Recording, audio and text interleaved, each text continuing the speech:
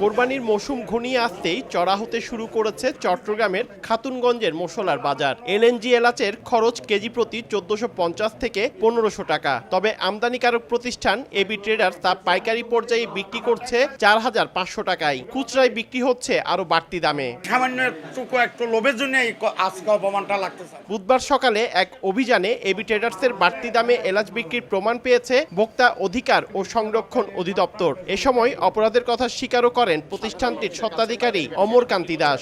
নিশ্চয়ই আমার লোভ ঢুকে গেছে, নাহলে আমি রেডি মাল যদি ৩২০০-৩৩০০ বেশি, এখানে যদি ২৫০ বেশি, একদিনের মধ্যে মাল চলে যাবে ৫০ টন ১০০ টন। ইন্ডিয়া যদি কমতে হয়ে যায় তাহলে এখানে কোনো কেউ সাধ্য নাই যে মার্কেটটা ধরে রাখবে।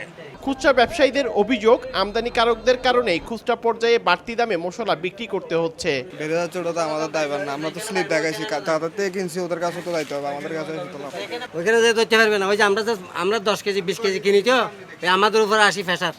মাত্র একটি ফোন কলে দেশব্যাপী হোম ডেলিভারি দিচ্ছে ওমেরা এলপিজি।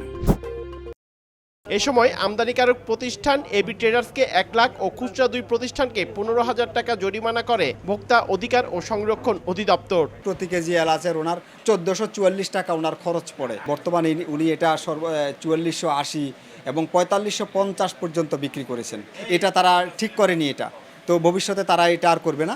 ভারত থেকে দেশে জিরা ও এলাচ, চীন, ভিয়েতনাম ও গুয়েতেমালা থেকে লবঙ্গ ও দারুচিনি আমদানি করা হয়। পার্থপ্রতিম বিশ্বাস, সময় সংবাদ, চট্টগ্রাম।